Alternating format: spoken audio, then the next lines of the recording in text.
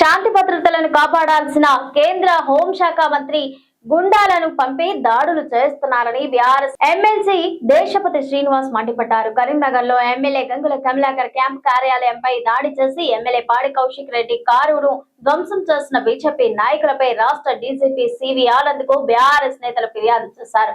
డీజీపీని కలిసి బీఆర్ఎస్ ఎమ్మెల్యేలు పల్ల రాజేశ్వర్ రెడ్డి, పాడి కౌశిక్ రెడ్డి, కేపీ వివేకానంద, ఎమ్మెల్సీలు దాసోజు శ్రావణ్, దేశపతి శ్రీనివాస్ వినతి పత్రం అందజేశారు.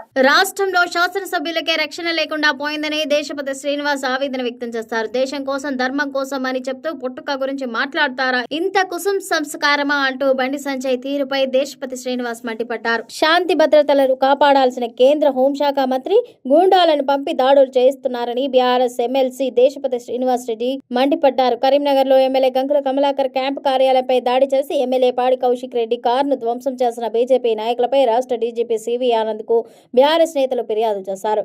డీజీపీని కలిసి బీఆర్ఎస్ ఎమ్మెల్యేలు పల్ల రాజేశ్వర్ రెడ్డి, పాడి కౌశిక్ రెడ్డి, కేపీ వివేకానంద, ఎమ్మెల్సీలు దాసు శ్రావణ్, దేశపతి శ్రీనివాస్ వినతి పత్రం అందజేశారు. అనంతరం దేశపతి శ్రీనివాస్ మీడియాతో మాట్లాడుతూ ఈ దాడులకు సీఎం రేవంత్ రెడ్డి వత్తాసు పలుకుతున్నారని ధ్వజమెత్తారు. ప్రభుత్వ కార్యాలయాలపైన, క్యాంప్ ఆఫీసులపై దాడి చేశారని తెలిపారు. సిద్దిపేట, గజ్వేల్, హుజురాబాద్, మల్కజ్గిరిలో దాడి చేస్తారని పేర్కొన్నారు. బహాటంగా బీజేపీ గుండాలు దాడులకు తెగబడ్డారని తెలిపారు. వాళ్ళు దాడులు చేస్తుంటే పోలీసులు అదుపు చేయకుండా చోద్యం చూస్తున్నారంటూ విమర్శించారు. రాష్ట్రంలో శాసనసభ్యులకే రక్షణ లేకుండా పోయిందని దేశపతి శ్రీనివాస్ ఆవేదన వ్యక్తం చేశారు. దేశం కోసం, ధర్మం కోసం అని చెప్తూ పుట్టుక గురించి మాట్లాడతారా? ఇంత కుసుం సంస్కారం అని బండి సంజయ్ తీరుపై దేశపతి శ్రీనివాస్ మండిపడ్డారు. నోటి నుంచి ఒక్క శ్లోకం వినలేదు అని తెలిపారు. ప్రజలకు అవసరం వచ్చే మాట ఒక్కటి కూడా వినలేదని పేర్కొన్నారు. పొద్దున లేస్తే కేటీఆర్, కేసీఆర్లను తిట్టడం తప్ప ఏం చేత కాదని విమర్శించారు. రేవంత్ రెడ్డి, బండి సంజయ్ కలిసి ఇలాంటి దాడులకు పాల్పడుతున్నారని ఆరోపించారు.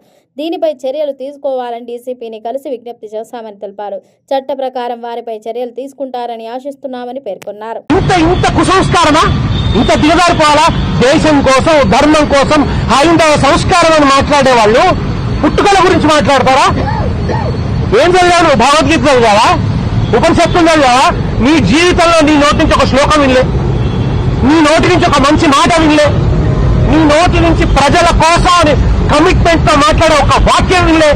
పొద్దున్న లేస్తే కేసీఆర్ తిట్టడం, కేటీఆర్ తిట్టడం, కేసీఆర్ తిట్టడం, కేటీఆర్ తిట్టడం. ఈ తప్ప బండి సంజయ్ నోట ఇంకేమైనా విన్నావా? ఏం లేదు. రేవంత్ రెడ్డి గారిని మాత్రం ప్రియురాలు జడత కొట్టేట్టు కొట్టుకుంటాడు అప్పుడప్పుడు.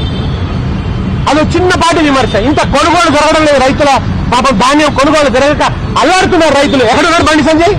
అది పట్టదు ఆయనకి పొద్దున్న దాకా బీఆర్ఎస్ మీద పడడమే. ఇవాళ రేవంత్ రెడ్డితో బిలాహతై బండి సంజయ్ సాగిస్తున్నటువంటి ఈ దురాగతాన్ని ప్రజలు గమనిస్తున్నారు. బీజేపీ నాయకులారా, పారా హుషారు. మీ పార్టీ మూలాలు పెకలిస్తున్నాడు ఈయన. మీ పార్టీకి కూడా ఆయన ఘాతకుడుగా తయారైనాడు. ఈ విషయాన్ని గ్రహించాల్సినటువంటి అవసరం ఉంది. కుసంస్కారానికి, దాడులకు, గూండాయిజానికి ప్రతీకలుగా మారారు రేవంత్ రెడ్డి అండ్ బండి సంజయ్. వీళ్ళ విషయంలో తెలంగాణ సమాజం చూస్తూ ఊరుకోదు. చైతన్యవంతమైనటువంటి సమాజం, ప్రజాస్వామ్య విలువల్ని ప్రేమించేటువంటి సమాజం, ప్రజాస్వామ్య పోరాటం చేసి తెలంగాణను సాధించినటువంటి సమాజం కనుక ఈ సమాజం మిమ్మల్ని క్షమించదు. ఇవాళ మేము అందుకనే ఆనంద్ గారికి చెప్పినాం, వారి నుంచి మేము ఆశిస్తున్నాం. వారి చట్టాన్ని రక్షిస్తారని ఆశిస్తాం. మాకేం ఫేరుగా ఆశించట్లేదు. ఈ రాష్ట్రంలో ఎమ్మెల్యేల కార్యాలయాలు కాపాడండి, ఎమ్మెల్యేల ప్రాణాలు కాపాడండి అని అడిగాం.